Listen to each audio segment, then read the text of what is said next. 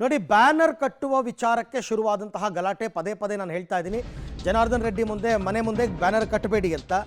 So ಕಲ್ಲು ಕಟ್ಟಿಗೆ ಹಿಡಿದು ಪರಸ್ಪರ ಹೊಡೆದಾಡಿಕೊಂಡಿದ್ದಾರೆ.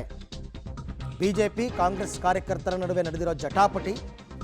ಘಟನಾ ಸ್ಥಳದಲ್ಲಿ ಪಬ್ಲಿಕ್ ಟಿವಿಯಿಂದ ಗ್ರೌಂಡ್ ರಿಪೋರ್ಟ್ ಏನು ನಡೀತು, ಹೇಗೆ ರೆಡಿಯಾಗಿ ಬಂದಿದ್ರು ಎಲ್ಲರೂ ಕೂಡ. ಘಟನಾ ಸ್ಥಳದಲ್ಲಿ ಬಿದ್ದಿವೆ ಕಲ್ಲು, ಕಟ್ಟಿಗೆ, ಖಾರದ ಪುಡಿ ಎಲ್ಲ. ಈಗ ಪೊಲೀಸರು ಕೂಡ ಸ್ಥಳದಲ್ಲೇ ಮೊಕ್ಕಾಂ ಹೂಡಿದ್ದಾರೆ. ದೊಡ್ಡ ಸಂಖ್ಯೆಯಲ್ಲೇ ಪೊಲೀಸರನ್ನ ನಿಯೋಜನೆ ಮಾಡಿಕೊಂಡಿದ್ದಾರೆ. ಬಟ್ ಆ ಭೀಕರತೆ ಹೇಗಿತ್ತು, ಗಲಾಟೆ ನಡೆದಂತಹ ಭೀಕರತೆ, ಅದನ್ನು ನೋಡ್ತಾ ಇದ್ದೀರಾ. ಪರಸ್ಪರ ಆರೋಪ ಪ್ರತ್ಯಾರೋಪಗಳಂತೂ ಇದ್ದೇ ಇದೆ. ಭರತ್ ರೆಡ್ಡಿ ವಿರುದ್ಧ ಜನಾರ್ದನ್ ರೆಡ್ಡಿ, ಜನಾರ್ದನ್ ರೆಡ್ಡಿ ವಿರುದ್ಧ ಭರತ್ ರೆಡ್ಡಿ ಆರೋಪಗಳನ್ನ ಮಾಡಿದ್ದಾರೆ. ಬಳ್ಳಾರಿಯಲ್ಲಿ ಶಾಸಕ ಜನಾರ್ದನ್ ರೆಡ್ಡಿ ಅವರ ಮನೆ ಮುಂದೆ 3ನೇ ತಾರೀಕಿನಂದು ಅಂದರೆ ಜನವರಿ 3ರಂದು ನಾಳೆ ನಡೆಯಲಿರುವ ವಾಲ್ಮೀಕಿ ಪುತ್ಥಳಿ ಮತ್ತು ಸರ್ಕಲ್ ಅನಾವರಣ ವಿಚಾರ ಸಂಬಂಧಪಟ್ಟಂತೆ ಬ್ಯಾನರ್ ಕಟ್ಟಲಾಗ್ತದೆ. ಈ ಸಂದರ್ಭದಲ್ಲಿ ಒಂದು ದೊಡ್ಡ ಮಟ್ಟದ ಗಲಾಟೆ ಶುರುವಾಗಿತ್ತು. ಅದು ಜನಾರ್ದನ್ ರೆಡ್ಡಿ ಅವರ ಮನೆ ಮುಂದೆ.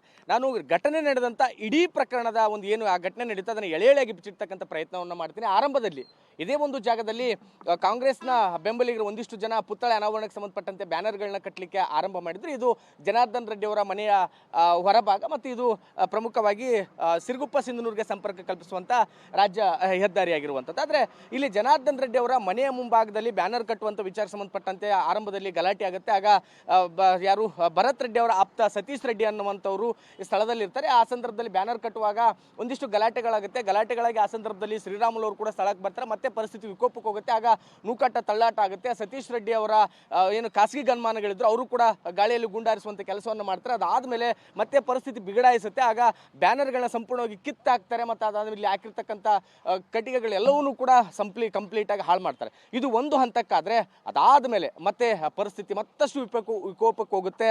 ಅಲ್ಲಿಂದ ಮತ್ತೆ ಕಾಂಗ್ರೆಸ್ನ ಒಂದಿಷ್ಟು ಕಾರ್ಯಕರ್ತರು ಜಮಾವಣೆ ಆಗ್ತಾರೆ.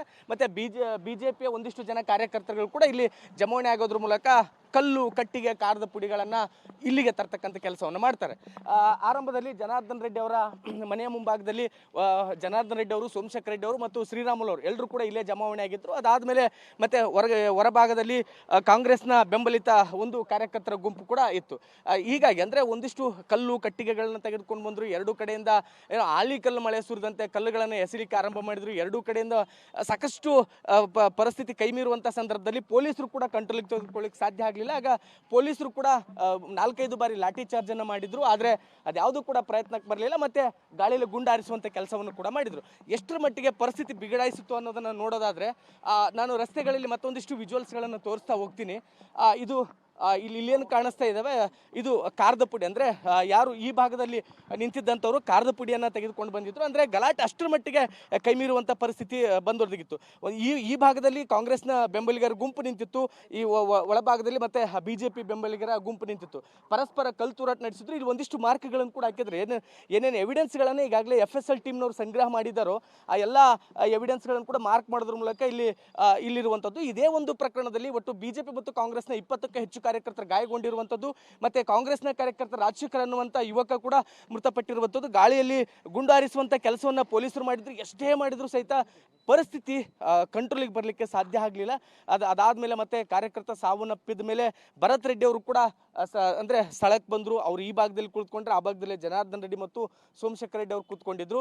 ಹೀಗಾಗಿ ಪರಿಸ್ಥಿತಿ ಕ್ಷಣಕ್ಕೂ ಕೂಡ ಬಿಗಡಾಯಿಸುವ ಹಂತ ತಲುಪಿದಾಗ ಹೆಚ್ಚುವರಿ ಪೊಲೀಸರನ್ನು ಕೂಡ ಸ್ಥಳದಲ್ಲಿ ನಿಯೋಜನೆ ಮಾಡುವಂಥ ಕೆಲಸವನ್ನು ಕೂಡ ಪೊಲೀಸರು ಮಾಡಿದ್ರು.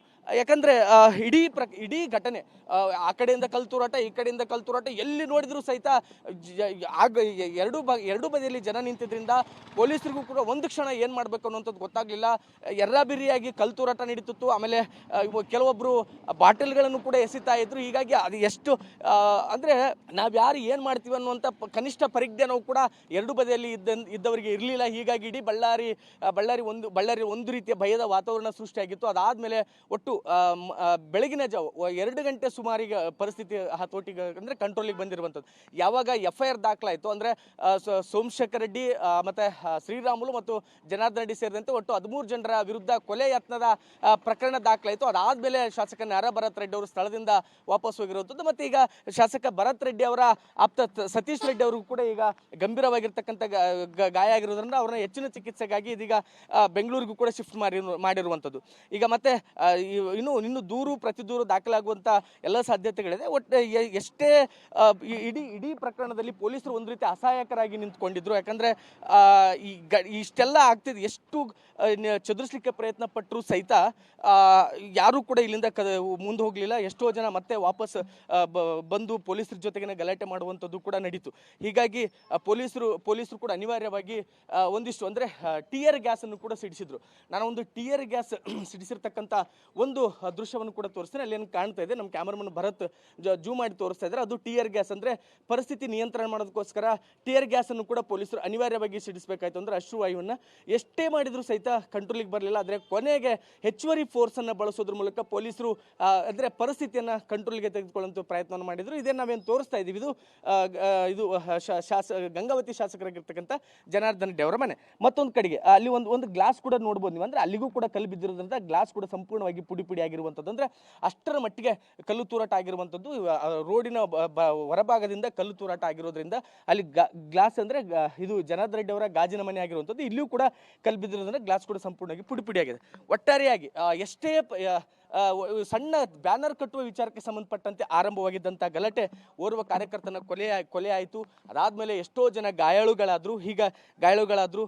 ಪರಿಸ್ಥಿತಿಯನ್ನು ಹತೋಟಿಗೆ ತರೋದಕ್ಕೆ ಆರಂಭದಲ್ಲಿ ಪೊಲೀಸರಿಂದ ಸಾಧ್ಯ ಆಗಲಿಲ್ಲ. ಹೆಚ್ಚುವರಿ ಫೋರ್ಸನ್ನು ಬಳಕೆ ಮಾಡಬೇಕಾದಂಥ ಅನಿವಾರ್ಯತೆ ಕೂಡ ಪೊಲೀಸರಿಗಿತ್ತು.